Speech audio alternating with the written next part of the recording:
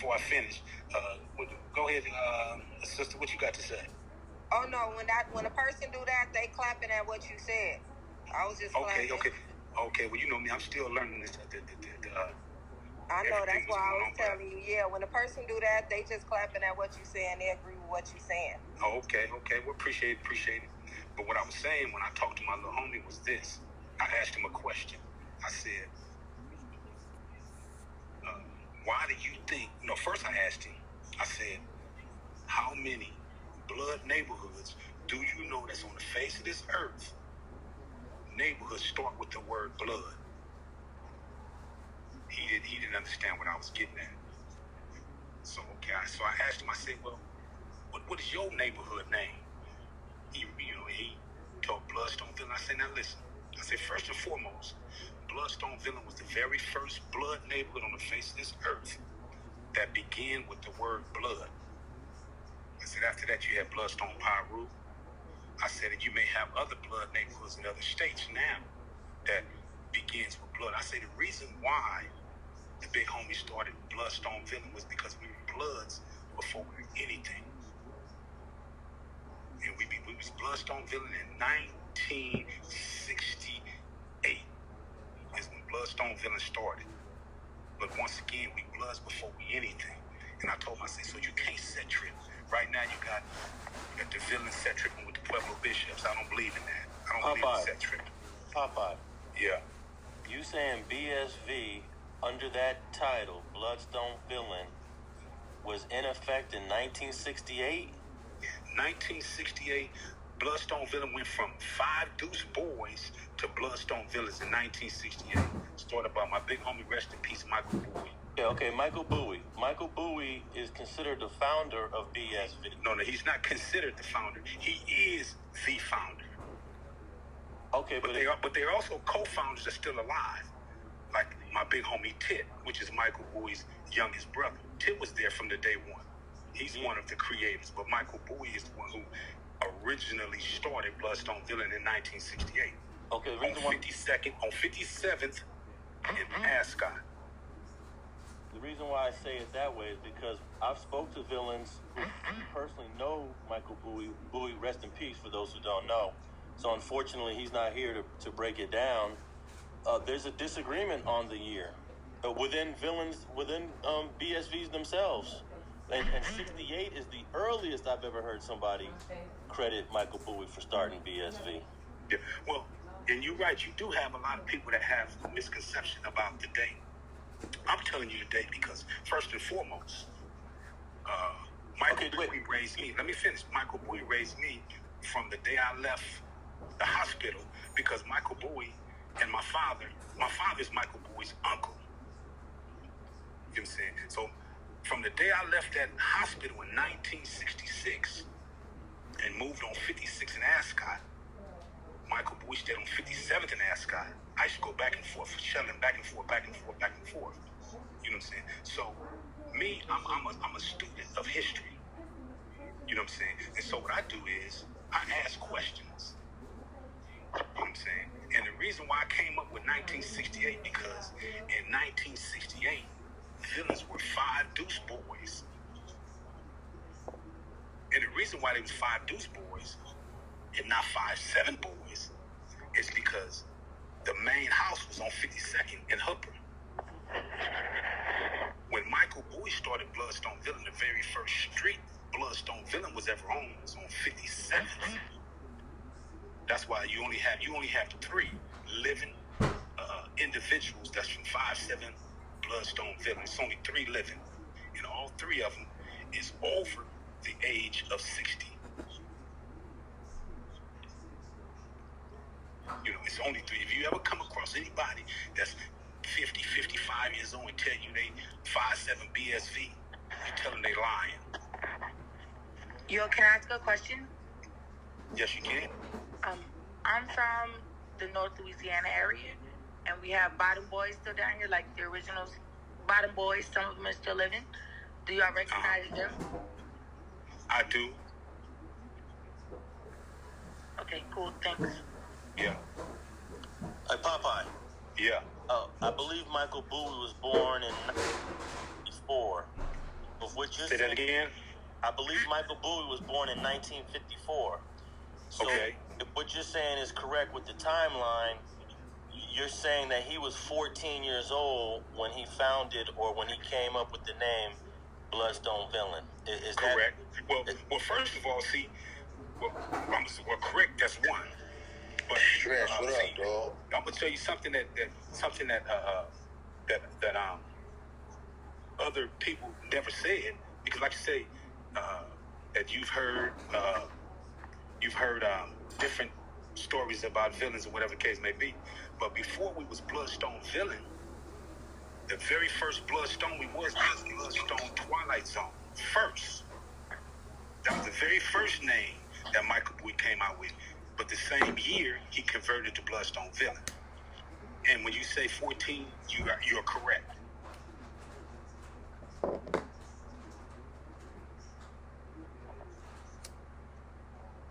And that was, yeah, man. and what year was that, Popeye? That was 68? Say that again. That was 68, Popeye? 68. 68. And that's around the same year when they formed L.A. Brim? L.A. Brim came. Well, I say I wasn't there when they formed L.A. Brim, when L.A. Brim was in Liso Village, but I would say that I'm assuming it was around the same time. I can only assume. I think L.A. Brims came out either in 1969 or 1970. There's also disagreement on that as well. Well, I do know that it came out before 1970. I do know that. So my question was, it was Villain before it was L.A. Brim? Say that again. It was Villain before it was L.A. Brim? I'm not sure. It could have been. I'm not sure. Well, but I do know this. I do know that Bloodstone Villain was one of the very first neighborhoods to consider themselves Bloods anywhere.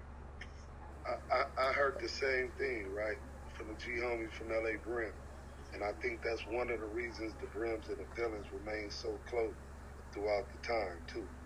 Yeah. Well, see, when I was out, Villains and Brims were the closest neighborhoods together.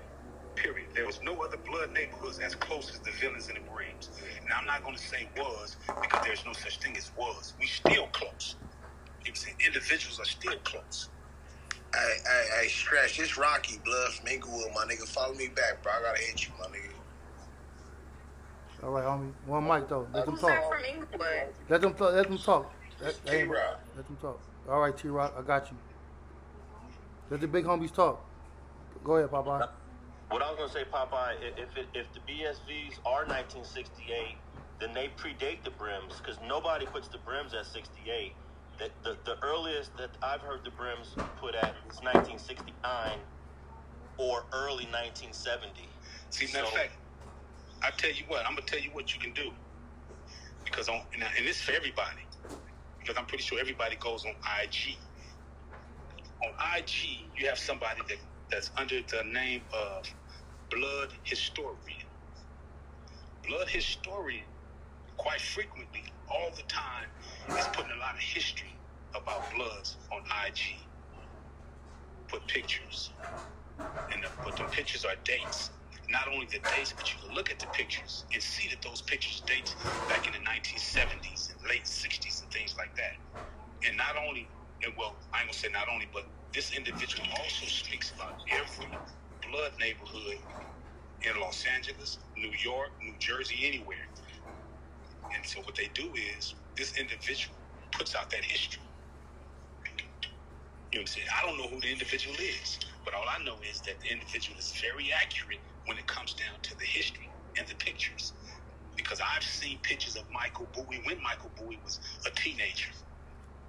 And not only Michael Bowie, a lot of other prominent Bloods, you know what I'm saying, from various different neighborhoods that started, you know what I'm saying, these neighborhoods. The ones that's on the streets and the ones that's in prison. You know what I'm saying? So you can like I say, go on IG and pull up Blood Historian, and it's gonna link you to everything. Yeah, I've seen that channel. There's also another dude named Jap.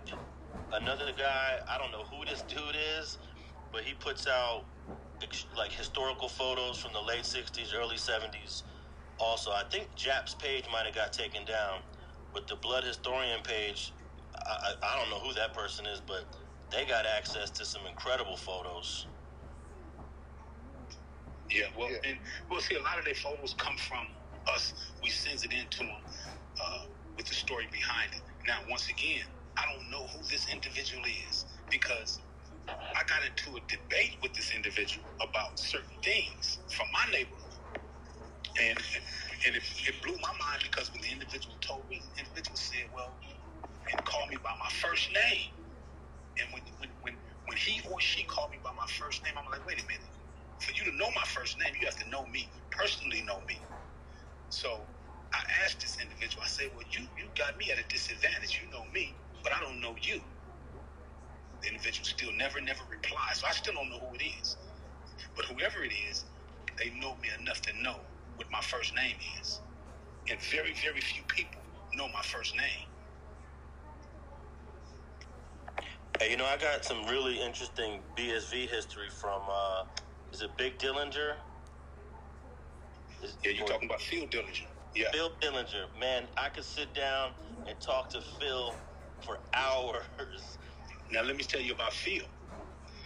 Whatever you get from Phil, you have to take it as face value because Phil is second generation villain. And Phil Dillinger, I think Phil Dillinger is 57, maybe 58, something like that. So Phil Dillinger is a reputable, well-known blood, and he's second generation Bloodstone villain. So if he tell you, it's law. I thought he was actually 60, but I never asked him his age. Well, he could be. Don't get me wrong. Phil could be 60. I'm guessing. I know he's older than me. I'm saying he's at least 57, but he could be 60.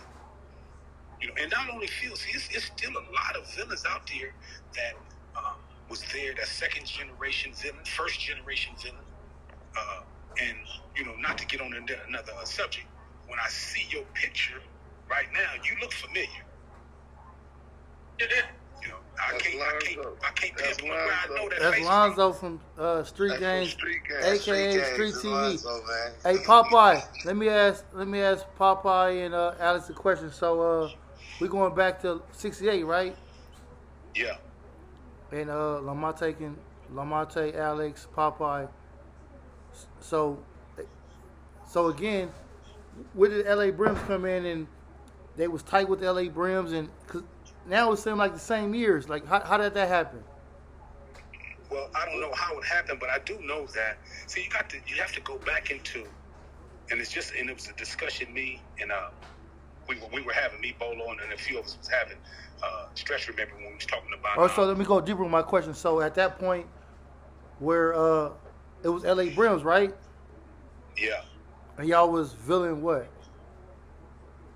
See, but now you ask me questions. Now I can't give you the answers that you look for. It's like police shit, my nigga. Like, come on, my But nigga. now what I can do. That ain't police shit. That's history. Now that ain't police now what shit. I can do. What's police is, about that? The history? Now listen, hear me out. I ain't talking about no crimes. Who shot nobody? Who killed? What's police about that? Niggas want to do gangbang lessons, my niggas. Google. First of all, let me explain something to you. Who is that talking, man? First of all, who's that talking? Let me say this right here. Niggas' voices on here telling different truths. Hold on. Let me say this right here because people got a misconception about the telling the police and all this sort of stuff. So first and foremost, Bloods is not a secret society. Every place in the world, in America, in the world, know what Bloods are. So if you on this app and you a Blood, but you don't want nobody to know, or you want to keep things a secret, you're in the wrong place, partner. You know what I'm saying? Listen, I'm gonna tell you, I don't have me myself. I would never ask a book. Who shot who. I'm saying the history on how shit got started. That ain't police shit. But this but once that again, nigga, but he I sent him to the Google. Don't even worry about him. He weird. But see, this is the thing, Stretch. You got to understand this. And it's no fault, no disrespect. I don't mean to offend nobody when I say this. You got people come on these apps and they'll start making statements like, oh, that's police this one, that's police that. And evidently, first and foremost, they got to be kids. You know what I'm saying? Because they don't understand what's going on. You know what I'm saying? You can, once again, you can ask me any question about anything. If I feel that it's an inappropriate question, I'm gonna tell you it's an inappropriate question, or I'm not gonna answer the question. You know what I'm saying? But understand that we are Bloods and we are not a secret society. So we need to get that out of our mind, because you walk down the street, you're flaming red. What do you think? What do you think people gonna say when they see you with a red bandana or red shoestrings, whatever the case may be? Whether you a Blood or not, they're gonna say you a Blood. So when people get on these apps talking about, oh well, don't say this and don't say that, man, come on now.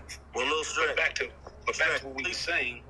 I was just gonna say, let Rocky back up to at least explain himself. I agree with you, Popeye. I agree with you, Stretch. But I'm letting you back up. Rocky's cool. Maybe he could just explain what he meant, and then everything could be cool. Alex, I got a question I want to ask you. It's a rumor that's been going on. Hold on 1 second, Norvell. One mic. Rocky, you up here? I let him back up. No, I'm up here for sure. My nigga, why get kicked for though? Huh? Yeah, I'm up here, my nigga. All right, well, look. First and foremost, the comment, the G homie talking is some snitch shit. First and foremost, that's far from the truth. He ain't implicating nobody, so that ain't no hot shit, no telling shit. You know what I'm saying? I don't know if you know who you on here with. You on here with some real niggas, some real homies that been doing it at least 30 years. Blood been in jail 36 years doing it. Man, let me ask Rocky this, cause right now my belly is a homie from Inglewood, reputable homie from Inglewood. Hey, I didn't say that. I said the question. No, I wanted to ask you a question though. I said the question that was being asked, homie. Look, my nigga. I said the question that's being asked, my nigga. It's not no tell-all. I'm telling my niggas that on this app, my nigga, everything that niggas do, that niggas want to soak up the culture, this is what they do, my nigga. They record every conversation. So these things that's being asked, my niggas, sometimes questions don't need to be asked because niggas don't need to answer them questions. I respect all my big homies, my nigga. That's not even a question. Where you from, Rocky? But what I'm saying is, bro, listen to what I'm saying. Where you from, Rocky? I'm from West Hollywood Families, my nigga. I'm from 92nd Street, bro. So what question ain't supposed to be asked? We talking about history, nigga. I ain't implicating nobody. We ain't talking about no open crimes, no nothing. We talking about history. I'm talking about the questions that's being asked, my nigga. If niggas wanna do these questions, my nigga, this is not a tell-all, bro. Like, this is the same thing that niggas talk about with other niggas, and they say, oh, you ain't supposed to be saying this, you ain't. Like, it's the same shit, my nigga. It's not the same shit. We talking about history. I ain't talking about who shot who and who beat up who. We talking about history, nigga. That's good. That's great, my nigga. And I said what I said. That's good. Let me say this right here. Let me say this to Rocky. You know what I'm saying? With all due respect, homie, young homie, you know what I'm saying? I'm not going to sit here and debate with you because I feel where you're coming from. I'm on the yard with one of your big homies. You know what I'm saying? YB from Inglewood family. And I fucks with him every day. That's one of my comrades and whatever the case may be. I said it to say this. We're not a secret society. I've been around long enough to know not to answer certain questions if certain questions is addressed to me. You know what I'm saying? I'm not new at this. I've been doing this for probably longer than you've been born. Right. You know what I'm saying?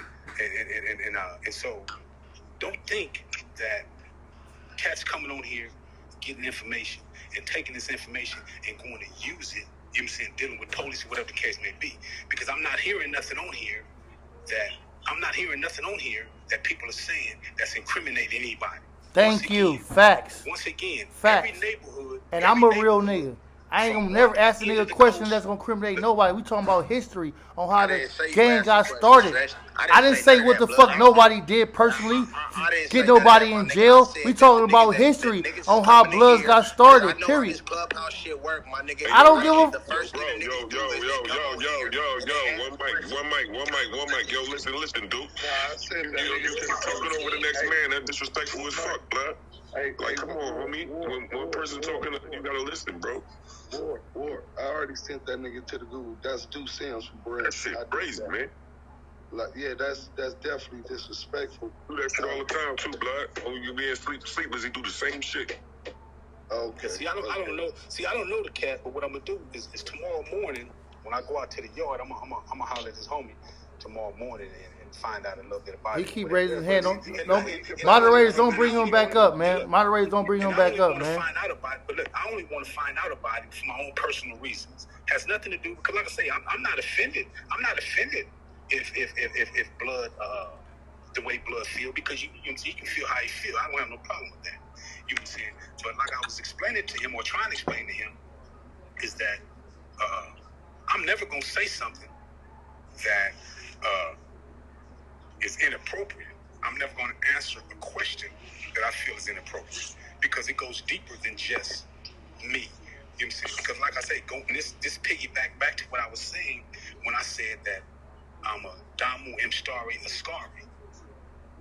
I'm responsible for a lot of people and a lot of things, and I'm never going to say something that's going to jeopardize that push. You know what I'm saying? I'm responsible for bloods. I'm never going to say nothing that's going to jeopardize that push. I'm responsible for black men and women. I'm not going to say something to jeopardize that push. All I'm saying is, anybody, I'll sit in front of a TV camera with a news media if they got questions they want to know that I have answers to when it comes down to pushing and being a real blood. You know what I'm saying? Because being a real blood has nothing to do with being out there being destructive. See, that was the old mindset. Just like the Bible in Corinthians 13 says, when you're a child, you do childish things. But when you become an adult, you put away those childish things.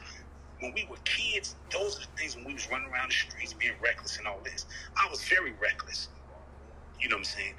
And like I say, my name carry a lot of weight on the streets. Not just as Popeye. See, Popeye is the second part of it. That's just all. My original name, and this is not a secret, my original name is and was Rough Dog from Bloodstone Villain. The one and only Bill Rough Blast Dog. told me that when I talked to Bill Blast. Bill Blast is my little homie. And one thing about me, a person can take my name and go in these neighborhoods in LA. You go in the low bottoms in LA. Every neighborhood in the low bottoms. I'm one of them that helped start 30 Pyro. Bloodstone Pyro, I was one of them that helped start them. Back in 1981 is when they started. And so you can take my name and go ask about Rough Dog. And I guarantee you, everybody gonna tell you, that's the big homie. This him, this you can go holler at Phil Dillinger. Phil Dillinger gonna tell you. You know what I'm saying?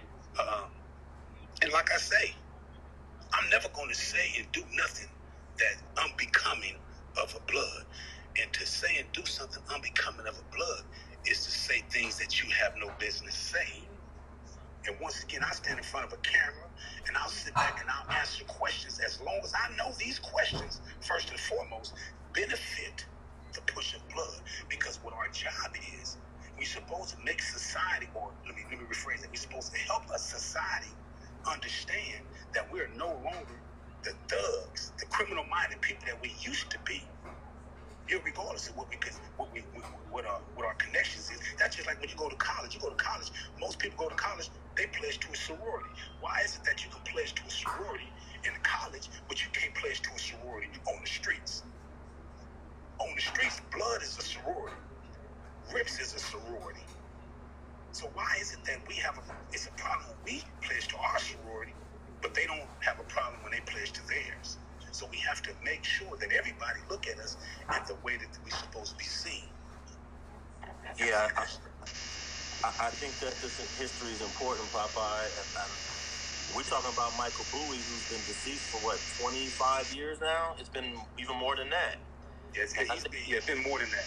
It's been more than that. And I think people like, to me, Michael Bowie is like someone else wanted to talk about George Washington. I'm more fascinated and more interested in Michael Bowie's story. I'm going to show you something about Michael Bowie's story. This is something about Michael Bowie's story a lot of people don't know. And like I say, I know these things because this is family.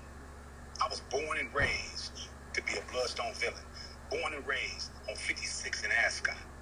And anybody that know the history of LA know that on 53rd and 54th in Compton is where you had the SLA shootout. The Patty Hearst shootout, that whole little fiasco. Right. And then it goes back to when you go on 42nd and Central, everybody remember that shootout with the LAPD back in the 60s. And that was at a spot that was called Chocolate City. Chocolate City is where the Black Panther Party used to feed us lunches and everything. That was on 40. Wasn't that on 43rd and Central? No, that was on 42nd and Central. 42nd and Central. Yeah. No, neither.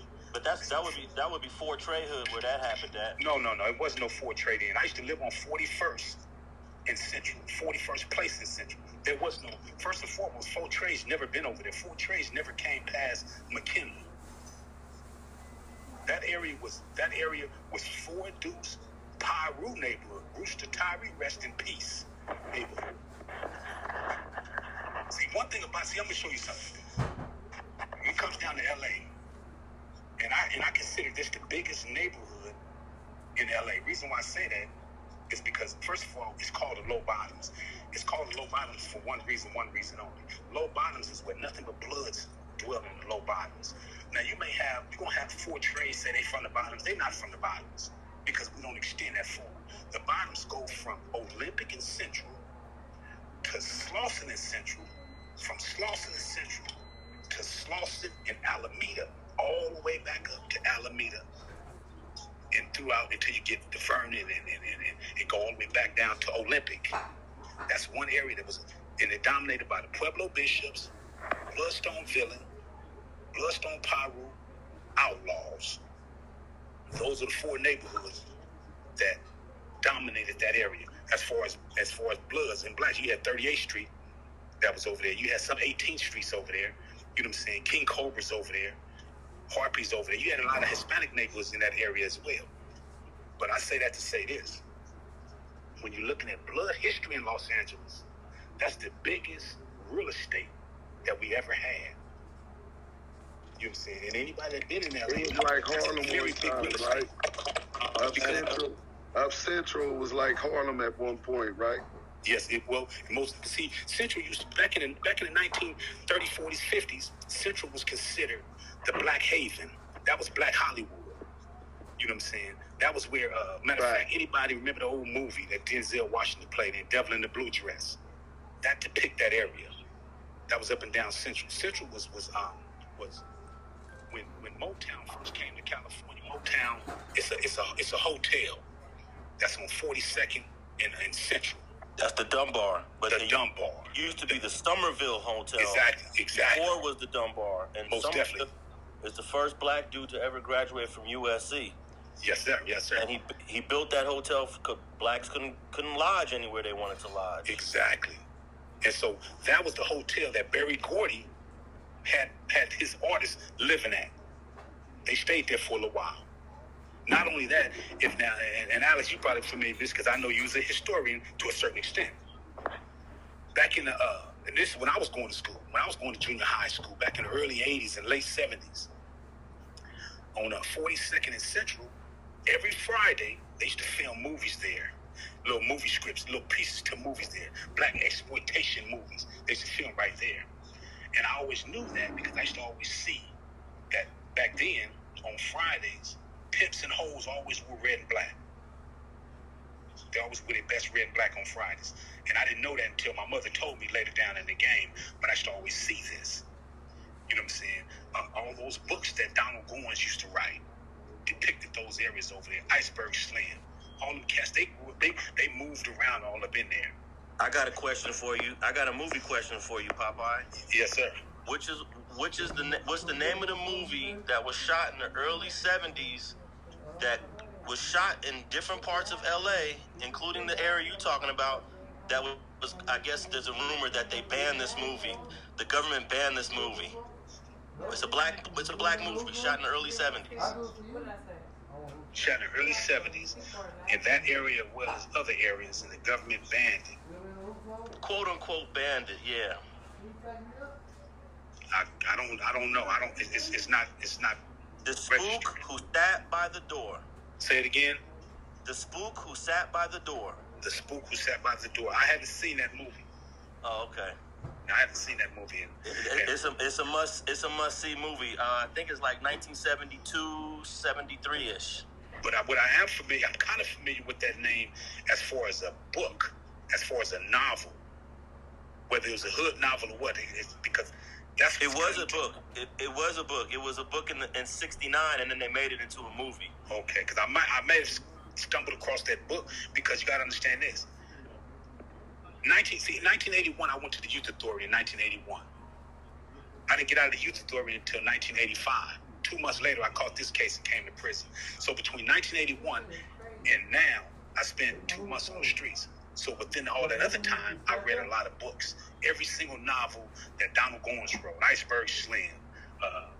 Then I went and started reading a lot of books as far as on my blackness. And so I've read, I would have to say, and there's no exaggeration, a few thousand books over the years. And so that's why that name kind of sounds familiar, but I know I didn't see the movie.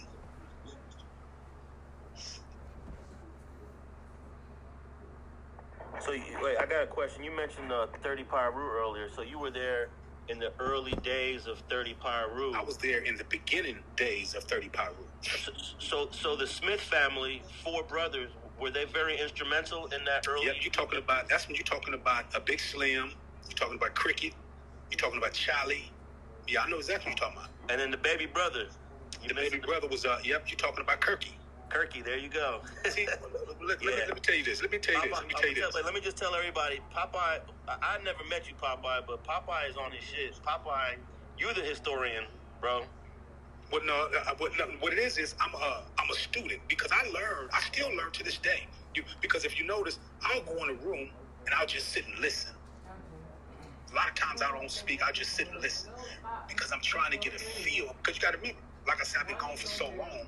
I'm trying to get a feel of what's going on out there. You know what I'm saying? Before I add my 2 cents in on anything. And so before I do add my 2 cents, I like to know who it is that I'm addressing. You know what I'm saying? Because some people get offended about some of the things that people say. Somebody got a hot mic. Oh, that's me, pardon me. But yeah, but like I say, when it come down to the 30 Pyru, like I said, I was there from the beginning. I helped create, and so when you mentioned the Smith family, I used to sit at the, and it was 4 boys and 2 girls. But I used to sit at the dinner table when I was a little kid. Matter of fact, one of my first fights as a kid was I had a fight with one of the homies from 30 Pyru, Chimp. Me and Chimp was around the same age, but Chimp was always known to be the fighter. And so I used to avoid fighting Chimp because I didn't want to, everybody in the neighborhood to see me lose. But, we was all at the YMCA on 27. And Chimp pulled my shorts down when we was swimming. The girls see my little tallywhack and they laugh. That was the fight that I gave Chimp and whooped him. And I say that to say this. Everybody in 30 Pyru neighborhood know me like they know their own brothers and sisters. Not only that, outlaws. Like I say, anything dealing with the low bottoms, I know the history of every blood neighborhood in low bottoms. And Copart, I know the history of every RIP neighborhood in adjoining areas. So I try to learn about everybody's neighborhood. Not only village, I try to learn about every blood neighborhood because once again, I represent blood. And so I want to know everything about that neighborhood before I can just sit back and wholeheartedly push that neighborhood. Because when I was young, going through youth authority, when a rip say what neighborhood you from, first thing I say, I'm a blood. Because I want that fade. So whatever neighborhood is your enemy, that's where I'm from. I got a question, Popeye, regarding the blood module. Since you probably know this better than anybody, was the first blood module started in 1983 or 82? No, the blood module 4300 started in 1984, early 1984. Okay. Before that, we was in 36, 38. Yep. Yeah, so we was on the main line and terrorizing. See, this is what people understand is. First and foremost, I believe that creating a blood module was the worst thing could have ever happened to Bloods, because that's what set tripping started. You know what I'm saying? That's when this whole premise that, oh, you can't do nothing to my homie. If my homie in the wrong, you can't DP my homie. I don't play that. I let people know on this prison yard I'm on right now today. I tell every blood that come to this yard, if you fuck up, you're gonna be held accountable for your actions. I don't care if your homies support you. We're going to roll you up, and we're going to roll your homie up. The whole car is gone. We don't play that separately. All this, so you can't DP my home. The county jail started that.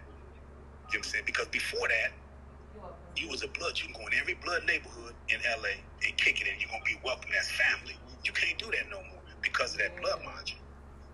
And the reason why they started the blood module is because we was on the main line terrorizing. We was robbing, jacking. We was doing everything. Even though we was outnumbered, it didn't mean nothing. One thing about being a blood, you don't care about being outnumbered. That don't mean that's already part of your DNA. You're gonna be outnumbered no matter what.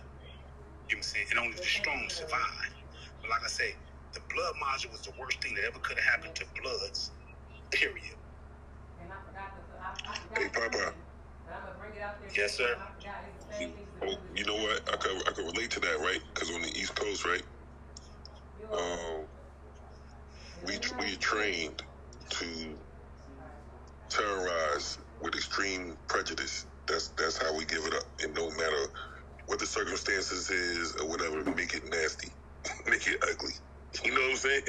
Yeah. That's that whole thing. It's just like, okay, like I remember one time I came out the hole in the shoe unit, and they told me I couldn't live in their house because I was a blood. I said, all right.